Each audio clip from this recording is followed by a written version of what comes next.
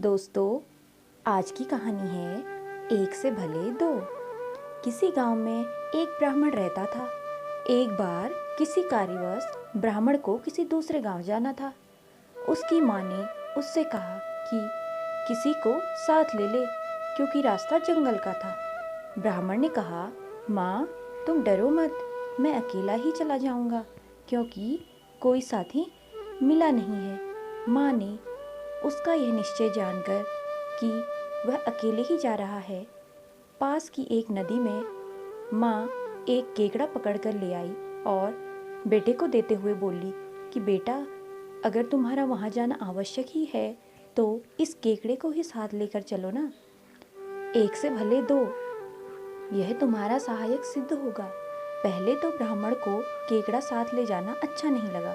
वह सोचने लगा कि केकड़ा मेरी क्या सहायता कर सकता है। फिर माँ की बात को आज्ञा रूप मानकर उसने पास पड़ी एक डिब्बी में केकड़े को रख लिया। यह डिब्बी कपूर की थी। उसने उसको अपने झोले में डाल लिया और अपनी यात्रा के लिए चल पड़ा। कुछ दूर जाने के बाद धूप काफ़ी तेज हो गई। गर्मी और धूप से परेशान होकर वह एक पेड़ के नीचे आराम करने लगा। पेड़ की ठंडी छाया में उसे जल्दी ही नींद आ गई थी। उस पेड़ के कोटर में एक सांप भी रहता था। ब्राह्मण को सोता देखकर वह उसे डसने के लिए कोटर से बाहर निकला। जब वह ब्राह्मण के करीब आया तो उसे कपूर की सुगंध आने लगी। वह ब्राह्मण के बजाय झोले में रखे केकड़े वाली डिब्बी की तरफ हो लिया। उसने जब डिब्बी को खाने के लिए झपटा मारा तो डिब्बी टूट गई, जिससे केकड़ा बाहर आ गया और डिब्बी सांप के दांतों में अटक गई।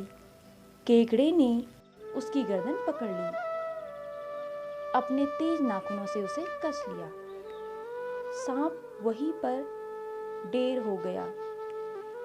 उधर नींद खुलने पर ब्राह्मण ने देखा कि पास में ही एक सांप मरा पड़ा है। उसके दांतों में डिबिया देखकर वह समझ गया कि इसे केकड़े ने ही मारा है।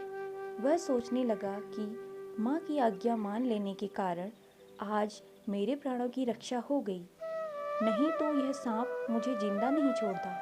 इसलिए हमें अपने बड़े माता पिता और गुरुजनों की आज्ञा का पालन करना चाहिए।